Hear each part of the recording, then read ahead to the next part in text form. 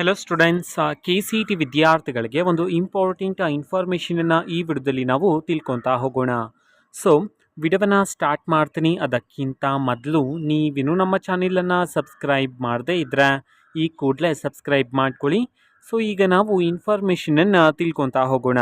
ಈಗ K C T ವಿದ್ಯಾರ್ಥಿಗಳಿಗೆ ಕೆಲವು ಇಂಪಾರ್ಟೆಂಟ್ ಇನ್ಫಾರ್ಮೇಷನ್ಸನ್ನು ನಾವೀಗ ತಿಳ್ಕೊತಾ ಹೋಗೋಣ ಬನ್ನಿ. ಸೊ ನೀವೀಗ ಅಪ್ಲಿಕೇಶನ್ ಹಾಕುವಾಗ ಕ್ಯಾಟಗರಿಗೆ ಸಂಬಂಧಪಟ್ಟಂತೆ ಕ್ಯಾಟಗರಿ ಸರ್ಟಿಫಿಕೇಟ್ ಮೇಲೆ ಇರ್ತಕ್ಕಂತಹ ಆರ್ ಡಿ ನಂಬರನ್ನೆಲ್ಲ ಎಂಟರ್ ಮಾಡಿ ಸಬ್ಮಿಟ್ ಕೊಟ್ಟಿರ್ತೀರಾ. ಸೊ ಅದಾದಮೇಲೆ ಫೈನಲ್ ಅಪ್ಲಿಕೇಶನಲ್ಲಿ ಕ್ಯಾಟಗರಿ ನಾಟ್ ಕ್ಲೈಮ್ಡ್ ಅಥವಾ ನಿಮಗೆ ಅಪ್ಲೈ ಆಗ್ತಕ್ಕಂತಹ ಕ್ಯಾಟಗರಿಯಲ್ಲಿ ಡಿಸ್ಪ್ಲೇ ಆಗ್ತಿರೋದಿಲ್ಲ. ಸೊ ಇದಕ್ಕೆ ಸಂಬಂಧಪಟ್ಟಂತೆ ಯಾರೂ ಸಹ ಟೆನ್ಷನ್ ಮಾಡ್ಕೊತಕ್ಕಂಥ ಅವಶ್ಯಕತೆ ಇರೋದಿಲ್ಲ. ಯಾಕೆ ಅಂತಂದರೆ ಇವತ್ತು ನೀವು ಒಂದ್ಸರಿ ಅಪ್ಲಿಕೇಶನನ್ನು ಚೆಕ್ ಮಾಡಿ ನೋಡಿ. ತುಂಬ ವಿದ್ಯಾರ್ಥಿಗಳಿಗೆ ಇವತ್ತು ಸರಿಯಾಗಿದೆ, ಓಕೆನಾ. ನಿಮ್ಗೆ ಇನ್ನೂ ಸಹ ಸರಿ ಆಗಿಲ್ಲ, ಅದೇ ರೀತಿ ಡಿಸ್ಪ್ಲೇ ಆಗ್ತಿದ್ರೆ ಸೊ ಟೆನ್ಷನ್ ಮಾಡ್ಕೋಬೇಡಿ. ಇವತ್ತು ಸಂಜೆ ಒಂದ್ಸರಿ ಚೆಕ್ ಮಾಡಿ, ಇನ್ನೂ 2 ದಿನ 3 ದಿನ ಆದಮೇಲೆ ಒಂದ್ಸರಿ ಚೆಕ್ ಮಾಡ್ತೀರಿ.